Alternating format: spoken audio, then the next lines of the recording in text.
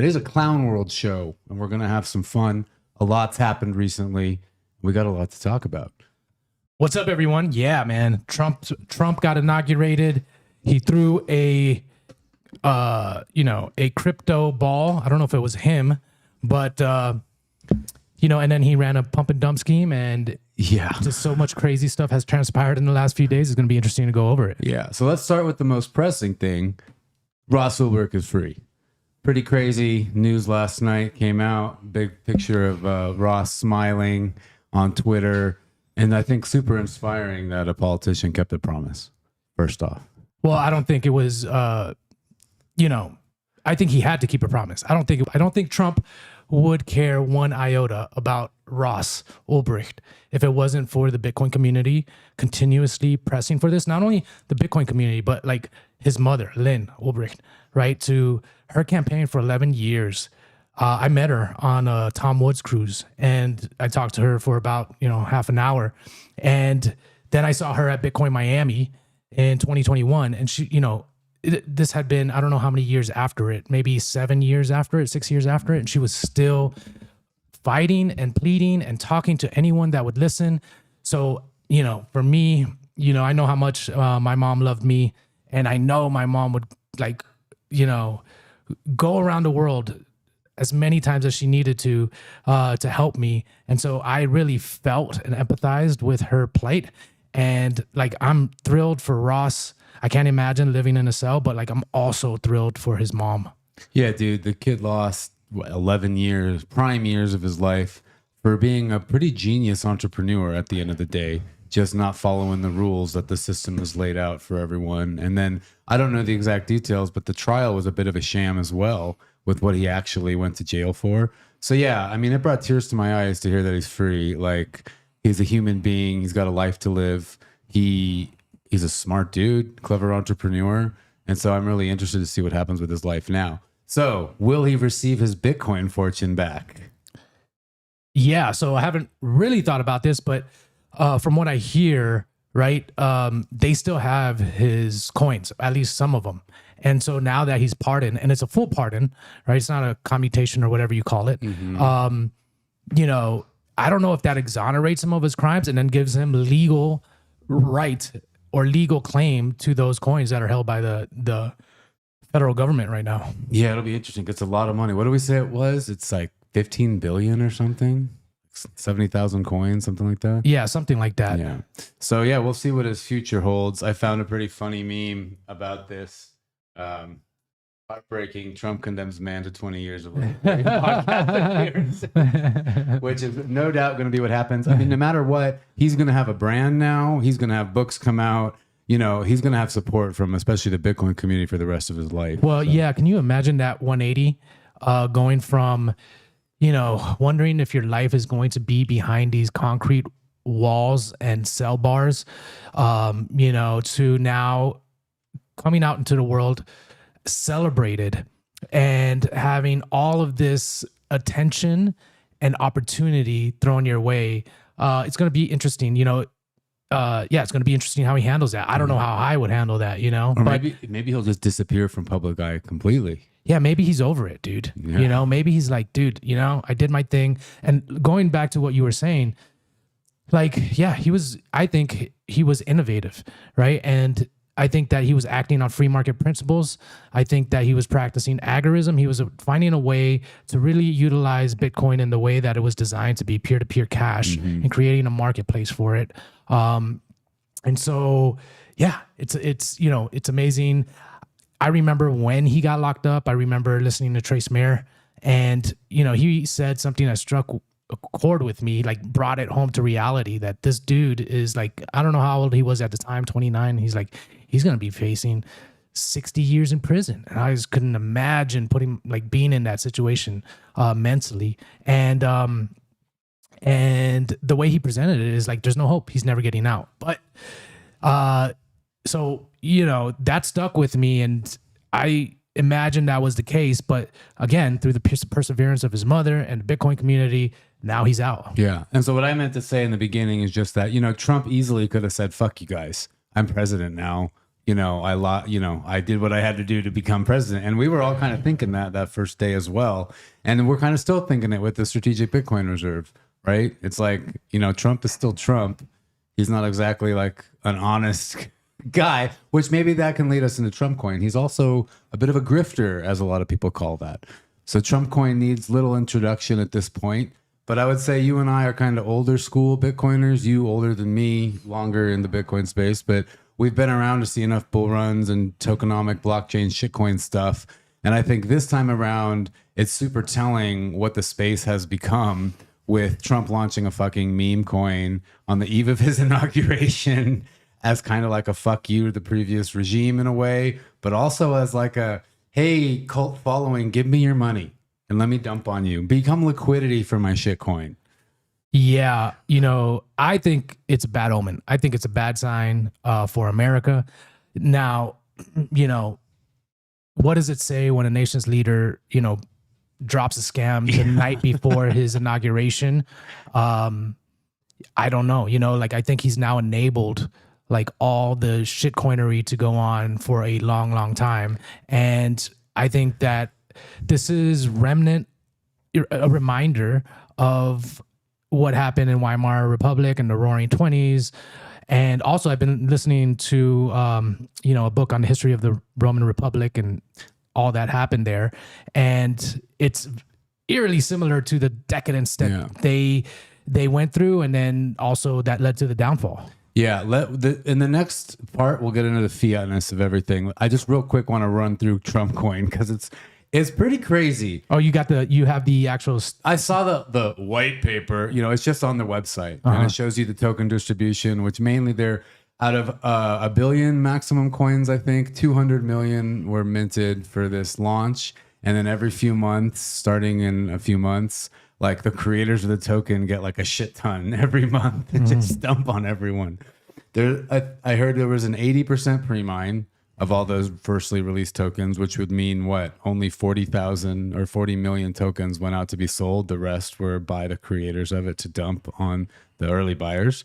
It was on Solana. Straight up rug pull, dude. Dude, it was a straight up rug pull. But here's the thing. And this is what I want to start at is this alt season is what everyone's saying is about meme coins. So the last alt season we could say was about DeFi, NFTs, DAOs. Previously it was ICOs and stuff like that. The one before that was ICOs, and it was and the one before that was about like a competitor to Bitcoin. Yeah. This could be a faster Bitcoin, right? So like I would say even up until the last cycle, these alt season cycles were still about the technology. There was still something about this innovative technology that drove people to invest in it. But this time, and now I think it's locked in thanks to Trump, meme coins are literally gambling tokens. It's literally just gambling. And you look at trumpcoin.com or whatever it is, and it says, this is not meant to be an investment. This is that. This is that. So it's like, it's not even being hidden. So in a way, it's like, okay, can we really call it a scam? Like, is it a scam to go to a casino in Vegas when you know the odds are stacked against you? You're still freely choosing to do it. Is it a scam? Okay, maybe in that context, it's not a scam, but it's still preying upon, ignorant populace, and so and a fiat populace. Yeah, and so in the terms of taking advantage of people, in terms of creating pain and financial ruin for people, I think that it's right along up there with a scam for sure. Like, yep. I don't see much of a difference. And, it's interesting what you said. I was listening to Arthur Hayes about meme coins, and basically he was saying something similar to what you said about Trump, using this as a kind of like fuck you to the previous legacy financial system. That's pretty much what Arthur Hayes was saying too. Like, they realized with a lot of the shenanigans that took place, especially with GameStop and, them basically rigging the markets. So, people can't trade freely. And instead, taking the side of the hedge funds and the institutions, it's like, okay, it's a big reveal that Wall Street is rigged. So we're going to take our revenge, and we're going to take our revenge through meme coins, and we're just going to cause havoc in the markets through that way. And the kind of the irony of that too is like, it's on Solana. Trump coin, Melania, they're on Solana, which advertises itself on the landing page as a blockchain that is like compliant, meaning it built into your smart contract. You can change the supply at any time. It's not like locked in, like it's not immutable. You can freeze people's tokens. The wallet that you can just freeze it. So like Solana is the ultimate, like, not, this is the state of crypto in the US. It's no longer cryptocurrency as we once knew it. It's like, oh no, it's a smart contract, but you can change the details. It's cool. It's just proof of stake. Yeah. I mean, I think this is a bad indication to where the country's headed, and again, it further legitimizes scams and reckless behavior and just thievery and everything that is associated with that. And, I don't know, man. I don't know where this goes from here. Yeah. So this is a good opportunity to transition into the fiatness of it all. So I got a meme up here, which I thought was funny. Weimar is coming. And we have it in our notes here. Anyway, a lot of this is really reminiscent to the Weimar Republic and why World War II kind of happened. So, like I mentioned earlier, the main distributions of Trump token go to the creators, super fiat. This has nothing to do with like a collective fundraising mechanism like a DAO or something. I think Trump and Melania is also a big fuck you to the Gensler regime, which makes me wonder if Gary Gensler was actually a good guy. Was he actually doing good stuff? Like, because the narrative was always against Gensler that he's stifling innovation, which I agree he was. But at the same time, someone like Trump wasn't able to do something like that without severe legal repercussions. Or maybe he could have with that disclaimer that this is not an investment. I don't know. But either way, it's promoting the fiat culture at all. It's also opening the floodgates for the crypto industry. Hopefully. Because what if it's only legal in the United States, regulatory compliant, to release meme coins, shit coins? You're not allowed to actually use it for the real possibilities. Well, it's been interesting watching Bitcoiners totally rationalize this, like especially ones that are like adamant about shitcoinery and what are you? The lighting is just all funky because we normally don't shoot in the morning here. So we got like it's good. It's good. Okay, cool. Yeah. So it's been interesting watching them rationalize everything, especially when they've been so adamant against shitcoins, watching the Bitcoin space basically become apologists for Trump. And, I think their position is that, well, whatever, we don't like shitcoins, but like if this is, the battering ram that's going to allow Bitcoin to infiltrate the infrastructure, political, financial infrastructure of the United States, whatever, and the mainstream consciousness. Yeah, then we'll take it. But for me, I think principles matter. And I saw a quote yesterday from Ron Paul, and it was like, when you compromise 1%, like when you do a 1% compromise, you do a 100% compromise on your principles, something to that nature. And for me, I think that it's better to build on solid ground. And Bitcoin's about lowering your time preference. And so, I rather maintain our principles. And, if you're a Bitcoiner, you believe Bitcoin is going to happen regardless, just because over time, people are going to just follow the incentive structure. And to push meme coins as a way to get Bitcoin adopted, I think is short-sighted. I think it's going to cause a lot of collateral damage, and in the long run, I think it doesn't matter. But in the short term, I think it delays things. Actually, there's a risk of it even delaying things through the pain that it's going to cause. Yeah, I also hope that it's kind of eye-opening for a lot of these people that have been justifying all this stuff about Donald Trump. A lot of these Bitcoiners kind of trying to justify it because, it's such an obvious grift where. Like all the, like you call it Donald Trump derangement syndrome. Like is it derangement or worship syndrome? Excuse me, where everyone just worships Donald Trump. Well, derangement syndrome is from the left, right? It's from the other side, right? Yeah. So I almost feel like this is kind of beautiful because Joe Biden was very obviously an old man puppet whose strings were being pulled by forces behind the veil. And even the left started to see that, especially with the Palestine-Israel stuff. And so I'm hoping with something like this, especially with people losing money on Trump coin, getting dumped on, becoming liquidity exits for this Trump company or whoever was behind it, I'm hoping it'll wake up these people as well.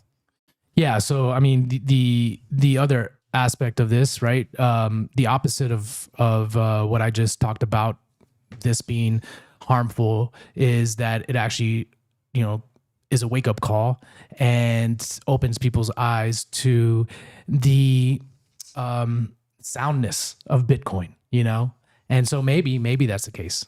So check out I don't know if you saw this. George Gammon retweeted it. But so there's the inauguration preacher from Trump's inauguration is now shilling his own shitcoin named after him. You got to hear this, man. It's crazy.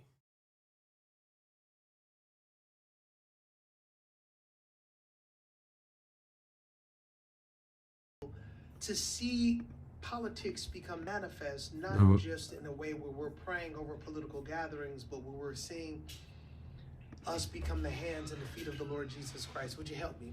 Would you help us in this endeavor? Would you go and purchase the coin in order for us to do what we need to do in the ministry? We do transportation, housing, education. We heal medical, mental, and dental illnesses. I need you to do me a favor and go and get that coin in order for us to accomplish the vision that God has called us to do in our earth. I give God glory for what he has done, but we know that King's dream can only be fulfilled if we acknowledge that people are living in a nightmare. So here's your... I mean, it doesn't get lower than that. Using, you know, the Lord's name to pump a shit coin, it's disgusting. And man, I just, like I said, again, you know, this shitcoinery enables people like that, grifters like that, to, you know, just, further scam people, further, it's moral decay from my perspective. I'll fight back against that a little bit. Not to say I necessarily believe what I'm about to say, but I think there's some merit to it. People don't understand this technology. Okay. And when you first get into it, especially when you learn about liquidity pools and DeFi, it's actually really cool. Because quick primer on a liquidity pool, you put in a token, you make a token, and then you balance it with a more used token, something more stable, like Ethereum. It could be Bitcoin, it could be Solana, whatever. So you put a super new shitcoin, meme coin, whatever. This is how I think Trump and Melania launched anyway. You put all the supply in the liquidity pool and you balance it with something else, which is close to zero. So the price of the token is zero when it launches. Then you want to extract some of that shitcoin. In order to do so, you have to add in some of the stable coin. Okay, so you're essentially buying it, but it's not in a market. It's just going into a pool. So you get your shitcoin out, you're buying it, which effectively changes the balance because now there's a higher amount of the stabler coin, the Ethereum, the Sol, or whatever. And so now that shitcoin, there's less of a supply, so it's worth more. So the more people buy it, the more Solana go into the pool and the less of the shitcoin, which originally there were so many. Until, you know, that's why you have a market now because there's a price now. So when you first learn about that, then you learn that you could lock your tokens and earn a return on it because there's a fee in the liquidity pool every time it's used. So what this guy is saying in his tweet, the crypto community was kind enough to send me the Lorenzo. So I have permanently locked my tokens into the liquidity pool so I'll never sell on the community, but rather just earn fees. Okay, so if this is a dude that doesn't know this stuff at all, has never been around, this is actually a great way for communities to raise money. If you believe in each other, if you're not doing it for speculation purposes, it's actually, I think, why the technology was developed. So you can raise money from around the world and start your company, right? With no friction. This is really amazing technology. It renders banks, Wall Street, the SEC, all this stuff irrelevant because you can accomplish your goal of raising money. Now, the reason the SEC exists and governments, whatever, because there's fucking scammers and grifters everywhere who will make sure that we saw this in 2017 all over the place. You see all these fancy looking websites because people put hundreds of thousands of dollars into marketing some shitcoin. They had no intentions of building anything. It was vaporware. They used blockchain tech, you know, web 3.0, decentralized. They used all the hype tech that these people don't know anything about, but they see the vocabulary, the hot words, the buzzwords. So they're like, oh, wow, this is going to be great. I better buy that. Oh, it's going up. I better buy more. So everyone does it because they believe cool, but they don't understand.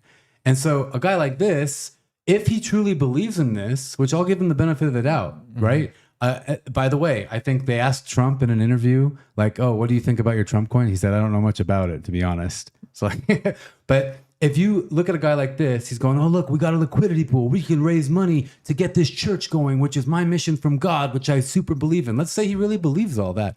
He's still going to get rug pulled by the people who understand how this technology works and that have the money to do it.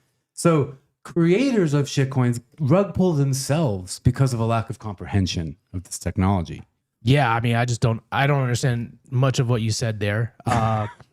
But in terms of using this technology to bootstrap communities and then also create incentive structures within that community and, provide functional use cases for, let's say, a token or something like that. Like, I get that.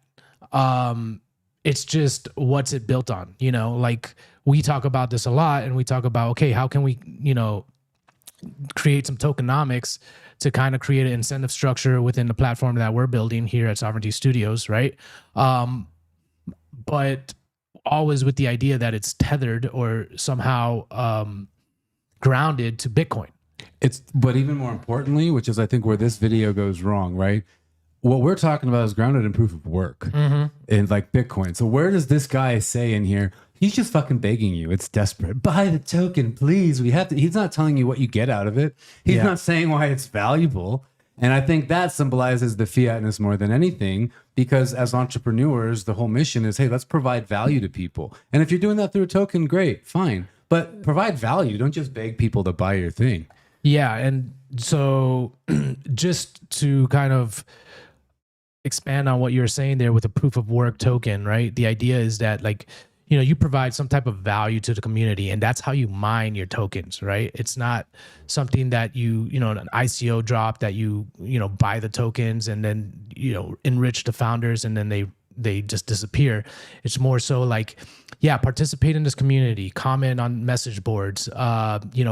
Here's a proposal being for work, right, that needs to be done. If you do it, you get this amount of tokens. So it's all based on proof of work. It basically becomes an internal currency for like the organization, and it's all grounded to something real. Whereas opposed to something like this, it's more like, give me your money and invest in my token, and so we can build whatever dream I have. And this is also a reflection of the state of this industry, of this technology, of this innovation, is that almost the only way besides mining, like with hash power and actually using real electricity, real energy in the physical world to mine for Bitcoin, the only other way to really do an exchange of energy for a token to have value is with money.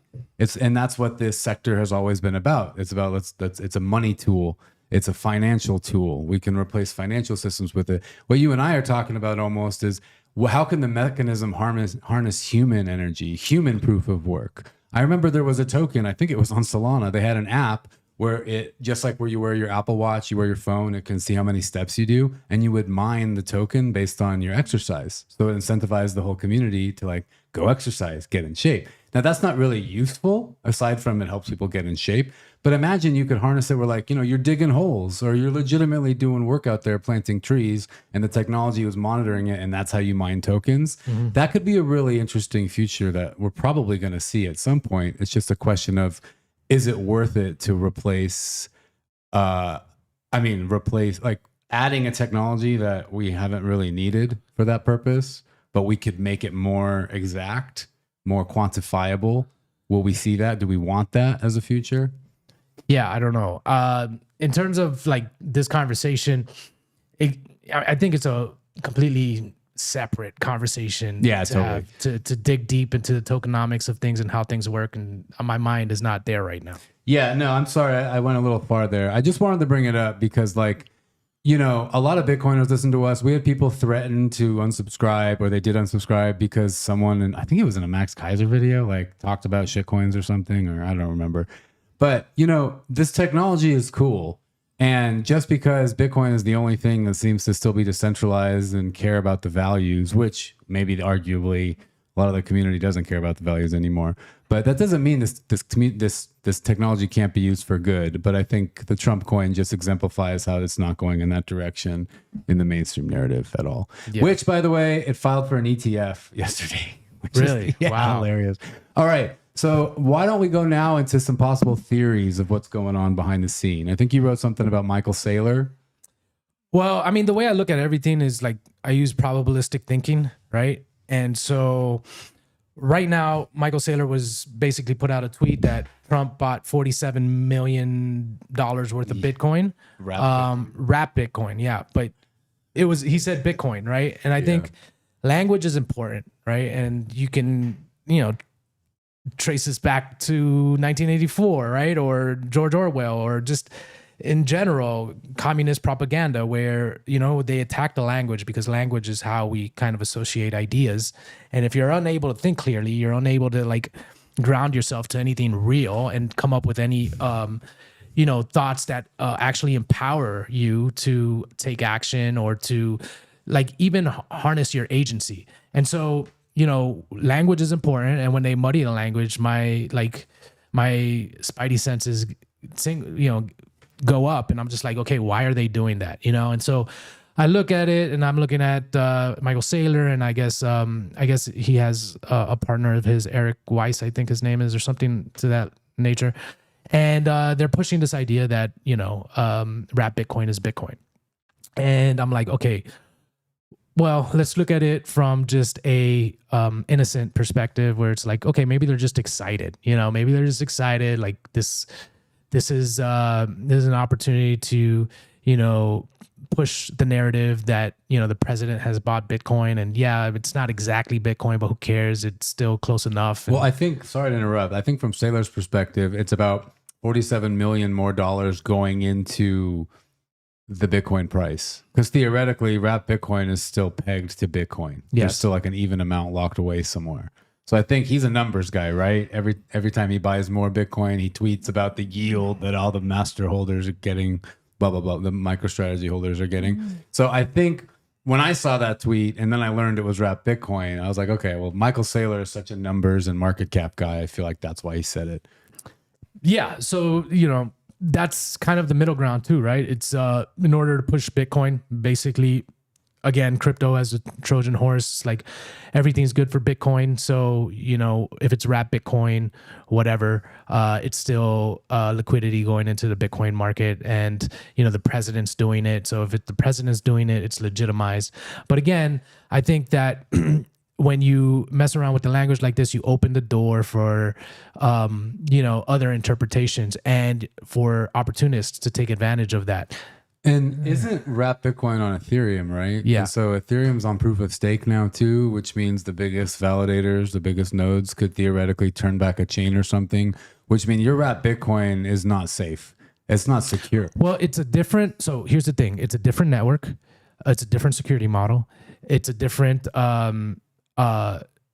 there's different risk factors that you have to take into consideration. It's a different currency completely. You can't send wrap Bitcoin on the Bitcoin network, right? And you can't send Bitcoin on the Ethereum network.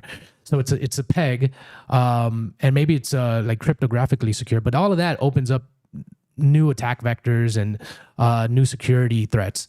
And so it's not correct to say wrap Bitcoin is Bitcoin. It's in line with saying Bitcoin Cash is Bitcoin, in my opinion. And so, you got to be careful with this, because, one of the things that I always consider as a possibility until the legacy fiat system has been completely dismantled and Bitcoin is the standard, is that, there could be another takeover attempt, right? BlackRock is accumulating all this Bitcoin. The legacy financial system, through Fidelity, through Wall Street, through all these corporations are accumulating Bitcoin. And so this is all now being accumulated by the fiat system. And we can see another conglomerate of corporations and special interests try to impose their will on the Bitcoin network and claim and somehow either through a soft fork or a hard fork claim that their Bitcoin is the real Bitcoin. And, and if the people in the Bitcoin space are already accustomed to the lines being blurred between what is Bitcoin and what isn't Bitcoin, Oh, then you can lead people astray, especially if you got the backing of Wall Street, BlackRock, and Michael Saylor now not being precise with his language. It's like, okay, where's this all going? this is a really good point. Let's play that out real quick. Okay, so in this phase we see now, they're jumbling up the language, muddying the waters, Bitcoin, crypto, wrap Bitcoin, whatever, it's just crypto. And then BlackRock, MicroStrategy, all these big conglomerates are stacking a lot of Bitcoin fast.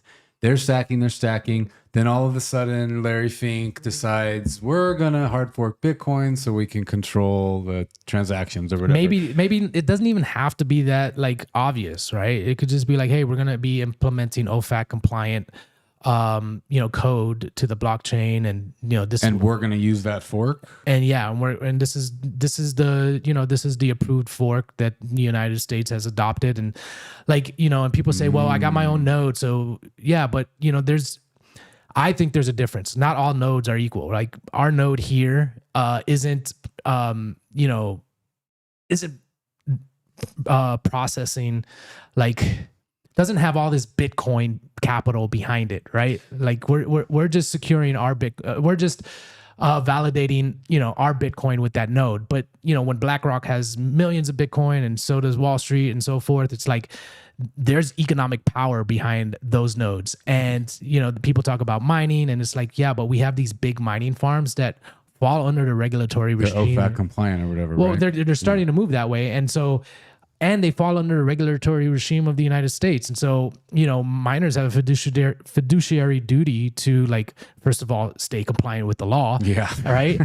And make more money. Yeah. And make more money. And all of these are big corporate miner. I'm talking about 750 megawatt mining farms on the edges of the transmission grid. Right. Okay. So make more money, right? So the next phase would be there's that fork. This is what we're going to use. But then what happens with all the Bitcoin on the real Bitcoin chain that they have? Do they dump it to lower the price to make the other one more attractive? To mean miners would have to move to that one? Well, yeah, back in the Bitcoin Cash days, right? What they did, the Bitcoin Cash guys did, Roger Ver and Jihan Wu and all these people, is they manipulated the market. They made it seem like the market was choosing Bitcoin Cash over Bitcoin, and they did that by just dumping and suppressing the price of Bitcoin while at the same time pumping Bitcoin Cash.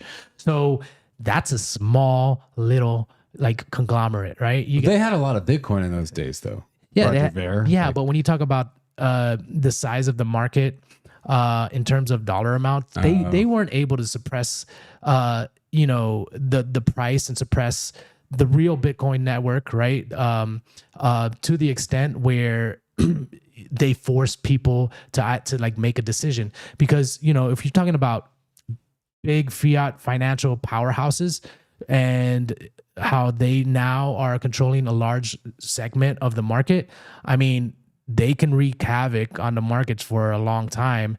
And yeah, it will be a war, and it's a risk that they got to take. But I think that they're pretty sophisticated, and I think I'm not saying this is going to happen. By the way, I'm just saying that this is a threat that continues to exist until the fiat legacy system is done with. And when I see these big corporate conglomerates buying Bitcoin and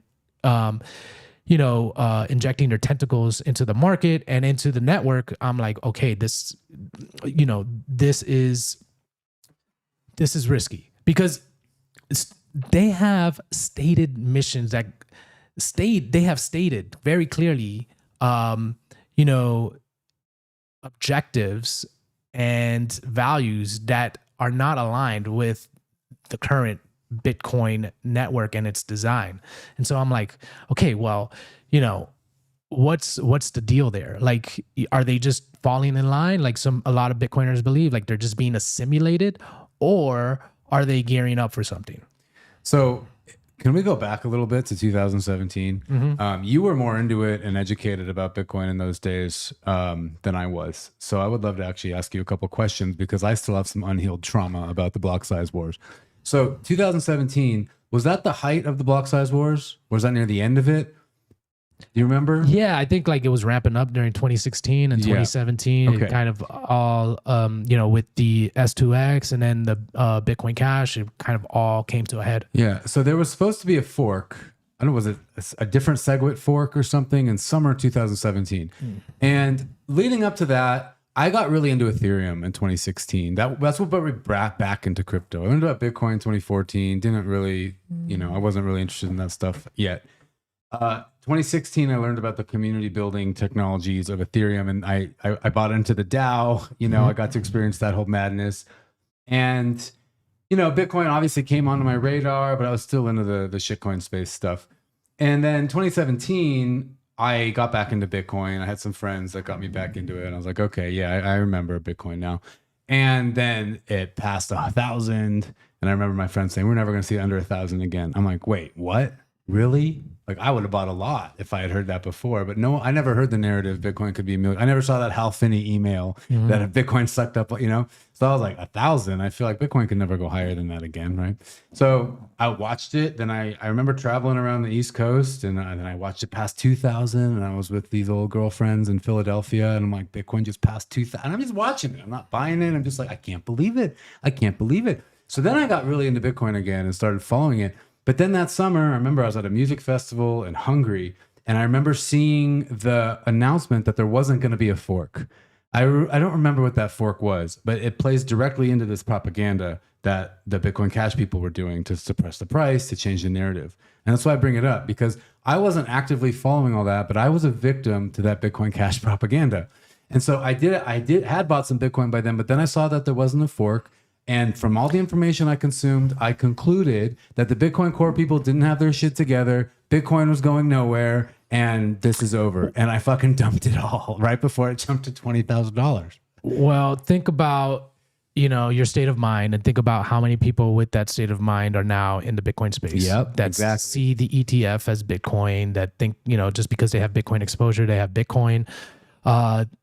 Think about all the assets under management now, the Bitcoin under management, that are not under the control. Now, look, I'm not saying that this is going to happen. I'm not saying that it's, I'm not saying this is going to happen. I'm just saying it's a potential threat that exists. And, as the network now grows, and more people get brought into the fold, they're not coming in with the same understanding, the same principles, the same ethos that the early Bitcoiners had. And so for them, they're like, okay, well, what do I care if it's Bitcoin or this like BlackRock Bitcoin? Actually, I want the BlackRock Bitcoin because that's what's approved. It's going to be worth more money. That's what's going to be worth more money. It has, it has the stamp of the institutions behind it. So there's potential for so many people to be now led astray and jump ship and be, brought into another network. And yeah, I just think that is something to look out for. It's something to pay attention to. It's sad in a way too, because even I have friends that are still pretty ardent shitcoiners and DeFiers still to this day, and they've been in the space for a long time, that they just never became, big Bitcoin maxis. But their narrative is still fuck the banks, peer to peer. So they didn't get super into Bitcoin, but they're still about that kind of revolution that I think this whole thing was about to begin with. Is like take the power back to the people. So it's just kind of sad that that's like just kind of over now. Hey, buy this shit coin. It's a lottery ticket. Buy the Trump coin. Yeah, I mean, look, I think we're living in times right now where you just got to operate with discernment. You got to have an adversarial mindset. Like there's a lot of moving pieces. This was all predicted in the Sovereign Individual, right? Like this is going to be a time of great turmoil and confusion.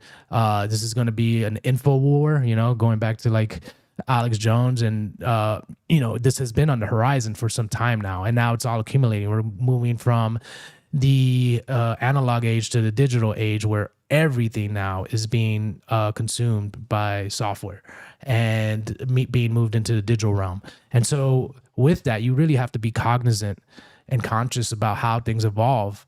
And, there's a lot now. Look, I used to be the only one talking about this stuff on Twitter, and I've kind of pulled back because I see now more people in the Bitcoin space as it's evolved in a way where, these concerns are more obvious, start to talk about them, And so, but the systems that we build today, the platforms which we utilize, are going to be super important for how human civilization evolves. And so I think that, having that adversarial mindset, understanding, not being ignorant or, naive, not being, and it's not being a doomer and gloomer. That's the other thing that people think, right? It's like, oh, well, I see so many people getting on Whitney Webb for like, calling this stuff out.